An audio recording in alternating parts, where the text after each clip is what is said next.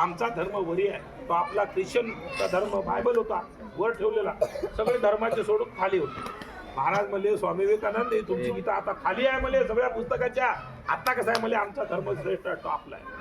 महाराजांनी सांगितलं त्यावेळेस, होय म्हणले माझी गीता खाली आहे, हे वाक्य आहे, कारण सर्व धर्मग्रंथाचा मूळ पाया माझी गीताच आहे. कारण माझी गीता काढून टाकली की सगळं पडतात.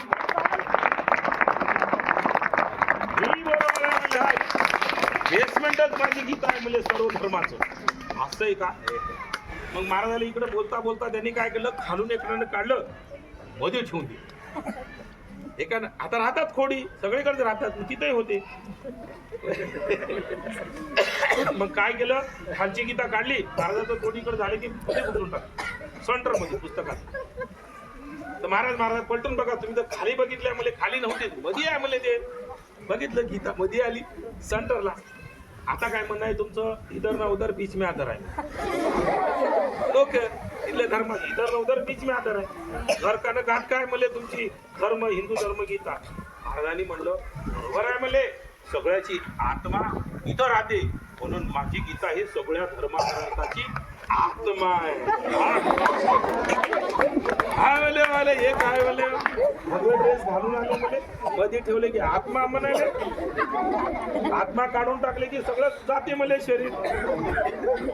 मध्ये ठेवले की आत्मा आहे म्हणाले, खाली ठेवले की बेसमेंट आहे म्हणाले. आता एक काम करून बोलले वरी ठेवून बोलले, पुन्हा नेऊन इकडे तिकडे बोलले नव्हते, त्याला टॉपला ठेवले. टॉपला ठेवल्यानंतर म्हणले महाराज हे तुमचं तर खाली मध्ये नाही हो म्हणले, वर आहे बघा म्हणले. पलटीला पलटीला वर ठेवलं, महाराजांनी पलटून पाहिलं वरी आहे.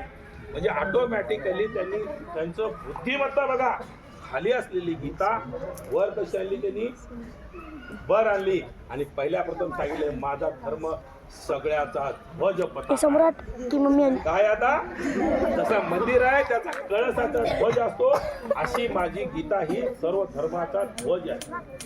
म्हणले बापू ध्वज झालं तुझं, ये म्हणले इथं भाषण कर. आपला धर्म सांगायला ते गेले त्यावेळेस सगळे my dear friends, my dear friends यांनी म्हणले. त्यावेळेस ज्यावेळेस स्वामी विवेकानंद गेले, त्यांनी सांगितलं कोणाची आई आहे जाऊन या. माझी जाऊ आलेले त्यांचा सत्कार करायला हरकत नाही, पण लागतात वाजून करायचं.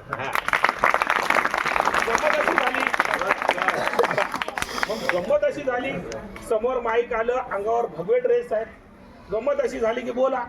ह्यांनी तिथं गेले, समस्त बसलेल्या माझ्या बंधूंनो,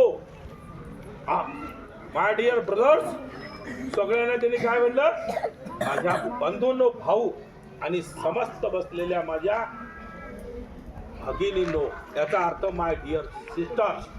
आणि सगळ्यांना काय म्हणलं, माझे भाऊ आणि माझ्या बहिणी. अख्खा सभागृह टाळ्यांनी 2 मिनिटं वाजत होता. त्या टाळ्यांचं 2 मिनिटं टाळ्या वाजत होत्या, कारण कुठल्याही धर्माच्या धर्मगुरूला टाळ्या मिळाल्या नव्हत्या. 2 मिनिटं अख्खं स्टेडियम गुंजत होतं. हे आहे आपल्या भारताच्या सांस्कृतिक वसा, ज्याचं सांस्कृतिक केंद्र शिक्षणाचं एवढं मतलब प्रचंड असू शकतं. कार्यक्रम झाला, बाहेर आले आणि एका सुंदर अशी बाई समोर आली, महाराजांना बोलवली.